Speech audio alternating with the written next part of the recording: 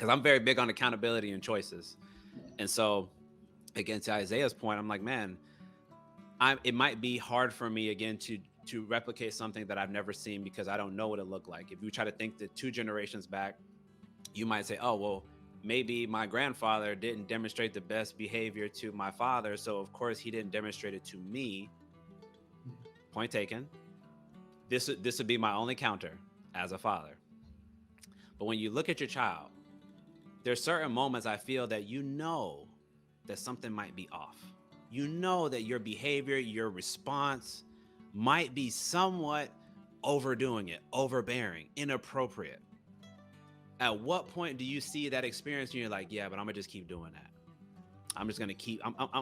I am not interested in trying a different way, because what do we say?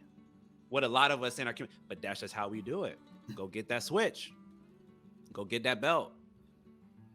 Right? We know what that is. We joke about it because it's kind of funny when you're not dealing with it. But in the moment, I will speak for myself. I was terrified. I was never comfortable in my living environment. I was always anxious because that's how my father was. He made the household. My father was in the Navy, by the way, Isaiah. So very strict environment. I also was Army for a period of time. So I know what that felt like.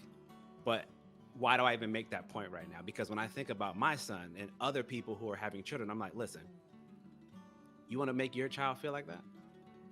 Oh, no, of course not. Exactly.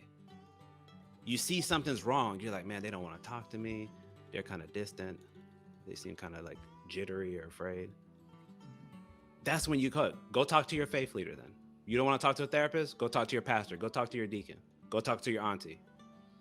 Go talk to somebody, but don't say, I didn't know any better.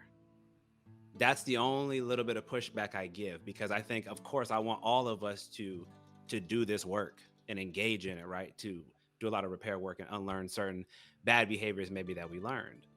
But I also want us to have that accountability and say, yeah, we can say it was probably harder or a little more difficult to access, but let's not, completely wash it away and say, well, they did only the best that they could do.